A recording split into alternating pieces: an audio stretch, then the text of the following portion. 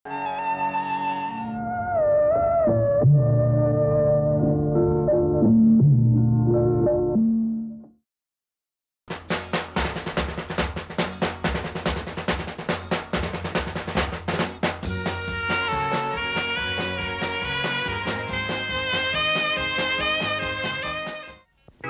मई 1857 मेरठ छावनी में 90 हिंदुस्तानी सवारों की एक कंपनी को प्रयोग के तौर पर नए किस्म के कारतूस दिए गए।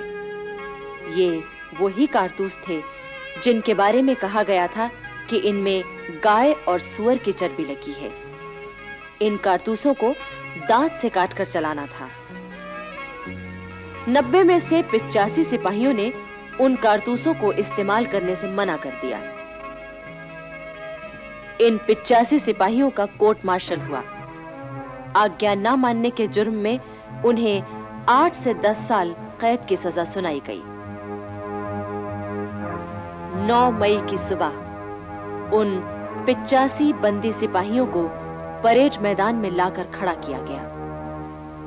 उनके सामने गोरी फौज और उसके साथ तोपखाना भी खड़ा किया गया। इस दृश्य को दिखाने के लिए छावनी के बाकी सिपाहियों को भी बुलाया गया ताकि वो भी सबक लें। बंदी बनाए गए सभी 85 सिपाहियों की वर्दियां उतरवा ली गईं। बेड़ियां डाल दी गईं। इस तरह अपमानित करके उन्हें जेलखाने ले जाया गया। अपने साथियों के साथ हुए इस जुल्म को देखकर वहां खड़े भारतीय सिपाही भीतर ही भीतर दुख और गुस्से से परेशान हो उठे। उसी दिन शाम को जब मेरठ छावनी के बाकी सिपाही बाजार में घूमने गए तो सभी ने उन्हें नफरत की निगाह से देखा। लो, ये आ गए बड़े सूरमा, अंग्रेजों के गुलाम। इनके भाई जेल में बंद हैं और ये यहाँ मूछें तानकर मक्खियां मारने आए हैं। मक्खियां मारने नहीं, चूड़ियां पहनने आए हैं। हाँ। अरे तो देर किस बात की है? लो भैया, पहन लो चूड़ियां। सिपाहियों के लिए ये अपमान बर्दाश्त करना मुश्किल हो गया। बैरकों में उसी रात गुप्त सभाएं हुई। न कोई सो सका, न किसी को चैन आया। 9 मई की ही रात को सिपाहियों ने दिल्ली के नेताओं को खबर भेज दी कि हम विद्रोह कर रहे हैं और कल या परसों तक दिल्ली पहुंच रहे हैं। अब हमारे लिए 31 मई तक रुकना मुश्किल है। 10 मई 1857 उस दिन रविवार था। मेरठ शहर के अंदर नगर निवासी और हजारों हथियारबंद ग्रामवासी इकट्ठा हो रहे थे। उधर छावनी में वो सुबह आई जिसका क्रांतिकारी सिपाही सारी रात बेताबी से इंतजार करते रहे थे। उनका दल सबसे पहले जेलखाने की ओर बढ़ा। उन्होंने जेल की दीवार तोड़ दी और जेल में घुस गए। उन्होंने बंदी बनाए सिपाहियों की बेड़ियां काट दी और उन्हें मुक्त किया। जेल के जेलर भी क्रांतिकारियों से मिल गए थे। उन्होंने न तो कोई विरोध किया और न अंग्रेज अफसरों को खबर ही दी। इसके बाद सारे क्रांतिकारी सिपाही अंग्रेजों का खात्मा करने के लिए दौड़ पड़े।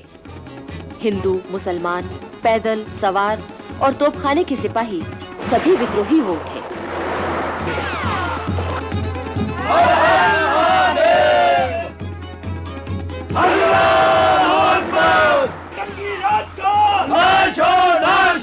सब तरफ एक ही नारा गूंज उठा।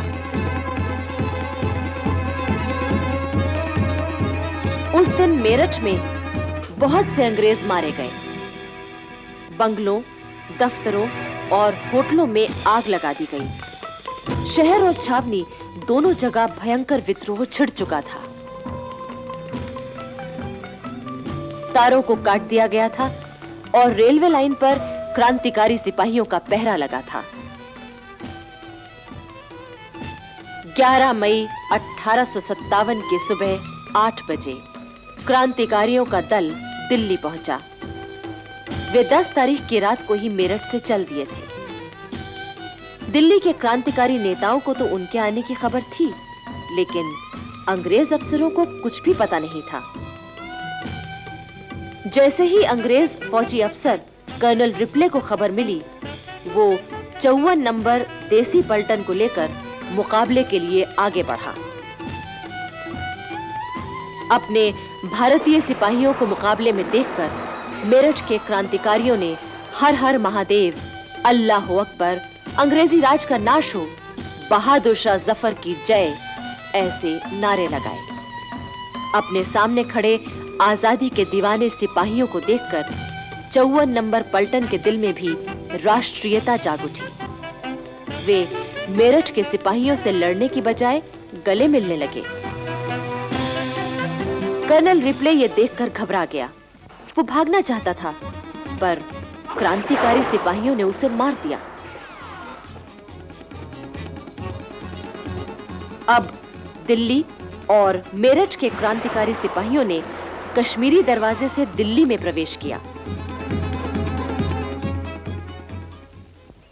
उधर बहादुर शाह जफर और बेगम जीनत महल ने सोचा कि अब 31 मई तक इंतजार करना ठीक ना होगा। अगर अंग्रेजों को मौका मिल गया तो वो क्रांति को दबा देंगे। शाम तक मेरठ की पैदल सेना और तोपखाना भी दिल्ली पहुंच गया। लाल किले में पहुंचकर क्रांतिकारी सेना ने बहादुर शाह जफर के नाम 21 तोपों की सलामी दी।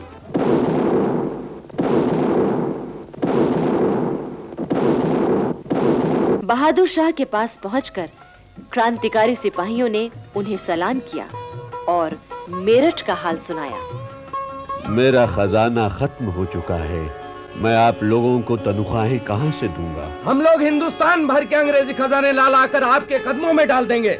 अगर आप लोगों में कुर्बानी का इतना हौसला है तो मैं आपका साथ दूंगा।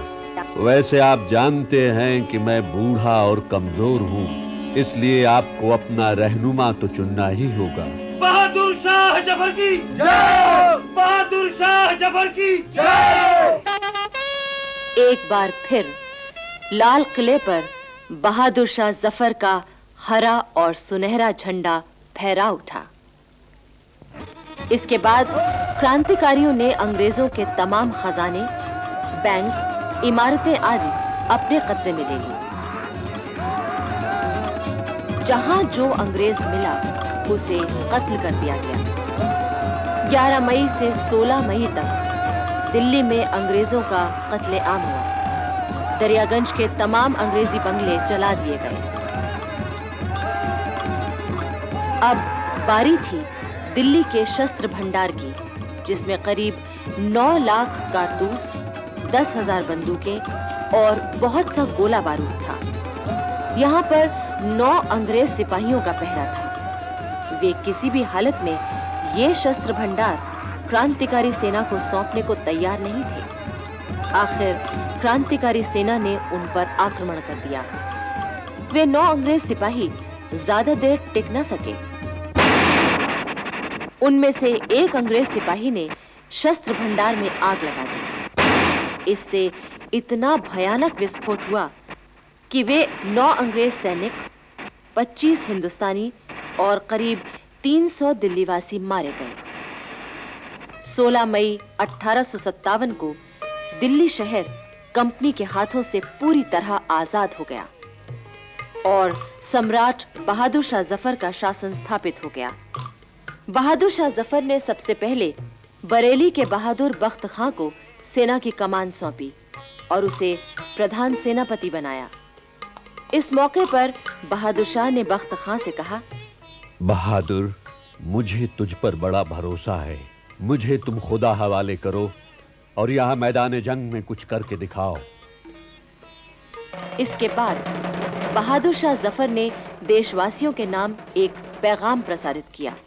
मेरी ये दिली ख्वाहिश है कि जिस कीमत पर और जिस जरिए से भी हो सके फिरंगियों को हिंदुस्तान से बाहर निकाल दिया जाए, लेकिन इस मकसद को पूरा करने के लिए जिस इनकलाब जंग की शुरुआत की गई है वो तब तक फतेहयाब नहीं हो सकती जब तक कि कोई ऐसा शख्स जो इस तहरीक के तमाम बार को अपने कंधों पर उठा सके और तमाम कौम का नुमाइंदा कहला सके, मैदान में आकर इस इनकलाबी जंग की क़यादत अपने हाथ में न ले ले। बहादुर शाह ने यह भी ऐलान किया, अंग्रेजों को मुल्क से निकाल दिए जाने के बाद अपने जाती फायदे के लिए हिंदुस्तान पर हुकूमत करने की बाखुदा मेरी जरा भी ख्वाहिश नहीं है।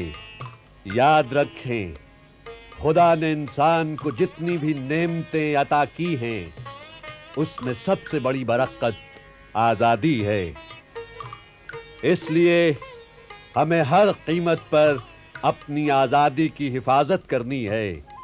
मैं खुदा को हाजिर नाजिर जानकर आपसे ये भी वायदा करता हूँ कि मुल्क से अंग्रेजों के निकाल दिए जाने के बाद मैं अपने तमाम शाही अख्तियारात कौम के उस शख्स को सौंप दूंगा जिसे आप लोग चुनेंगे। क्रांति की चिंगारी सारे देश में फैल चुकी थी। दिल्ली के सेनापति ने तमाम देश के बहादुर फौजों को संगठित करने के लिए खत भेजे। उन खतों में लिखा गया था, भाइयों, दिल्ली में अंग्रेजों के साथ जंग हो रही है। खुदा की दुआ से हमने अंग्रेजों को जो पहली शिकस्त दी है उससे वो इतना घबरा गए हैं जितना किसी दूसरे मौके पर इन शिकस्तों से भी ना घबराते। बेशुमार हिंदुस्तानी बहादुर दिल्ली में आकर जमा हो रहे हैं। ऐसे मौके पर अगर आप खाना वहां खा रहे हैं तो हाथ यहां आकर धोइए। शाहों का बादशाह जहां पना हमारा दिल्ली का शहंशाह आपका इस्तकबाल करेगा और आपकी खिदमत का सिला देगा। हमारे कान इस तरह आपकी तरफ लगे हुए हैं जिस तरह रोजेदारों के कान अजान देने वालों की तरफ लगे रहते हैं। हम आपकी तोपों की आवाज सुनने के लिए बेचैन हैं। हमारी आंखें आपके दीदार की प्यासी उसी तरह सड़क पर लगी हुई हैं जिस तरह कासिद की आंखें लगी रहती हैं। आइए, आपका फर्ज है, फौरन आइए। हमारा घर आपका घर है।